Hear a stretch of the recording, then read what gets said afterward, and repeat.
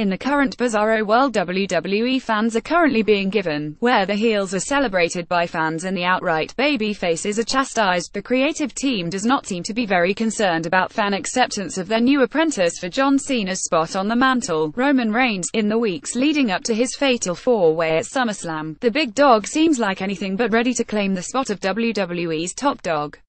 When asked about Brock Lesnar's dismantling of the Miztourage during the Miz TV segment on Monday Night Raw this past week, Reigns replied, "I don't watch Miz TV."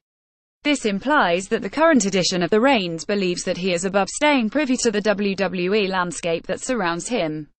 This same entitlement was presented the week prior when the four competitors taking part in the aforementioned Fatal 4-Way Reigns, Braun Strowman, Samoa Joe, and WWE Universal Champion Brock Lesnar were in the ring during the opening segment of Raw, Strowman stating that he beat Reigns at Great Balls of Fire, and Joe stating that he came seconds away from choking out the seemingly indestructible Lesnar at the same event. Both presented legitimate cases as to why they deserved a shot at Lesnar's title.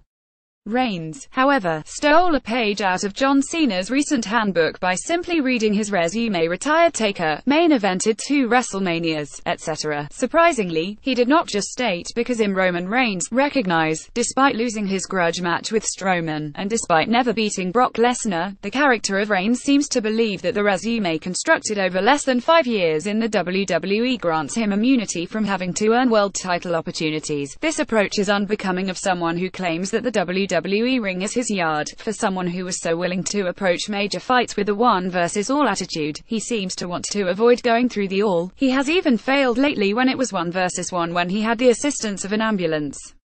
Therefore, it would be preposterous for one in his situation to believe that his body of work equates to immediate entry into world title chances, unless that person is a heel.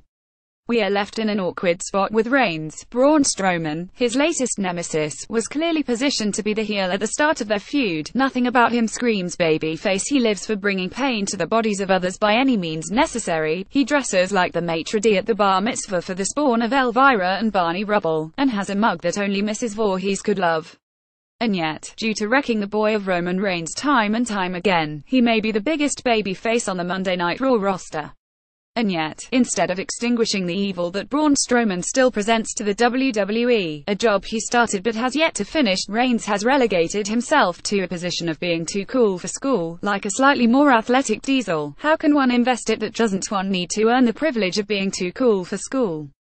The boo orchestra that rings throughout the arena each time Reigns' music hits is a clear indicator that the attempt to make him the lead babyface to supplant John Cena has gone over like, well, the attempt to keep Cena as the lead babyface. However, there is a main difference. Before he received his own boo orchestra, Cena really was the hottest babyface in the company, and it happened organically. Through his own charisma and hilarious freestyles, he became universally beloved by the WWE Universe. It was not until he became forced that he received boos. Cena has gotten to a point in his career when all he should really have to do for a title shot is say him, John Cena. Recognize, this stroke does not just come due to 15 years and 16 world titles, but it comes with ironclad belief that one earns those shots, and also a willingness to continue the narrative for talents like Styles and Nakamura.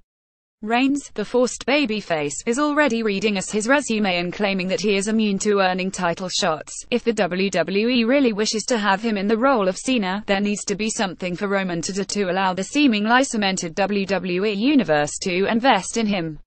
For now, a suggestion would be for Roman to just put down the microphone for a bit. His look, walk, and plethora of charisma that comes from his simple movements really do all the talking he needs, and are what got him over as a member of The Shield, and what had him remain over until Daniel Bryan's feet hit the floor at the 2015 Royal Rumble, where the clear push for him to be the top guy was at its height of clarity.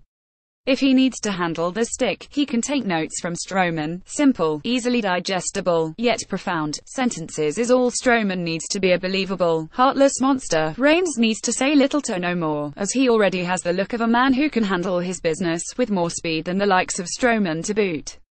At the moment, there is not much reason for Roman's character to feel as self-righteous as he does. The past few months has shown that it is very much possible to penetrate his armor, and yet, he is projecting himself as someone who has scars that never felt a wound. If he is truly meant to remain a babyface, some rhetorical adjustment may be in order.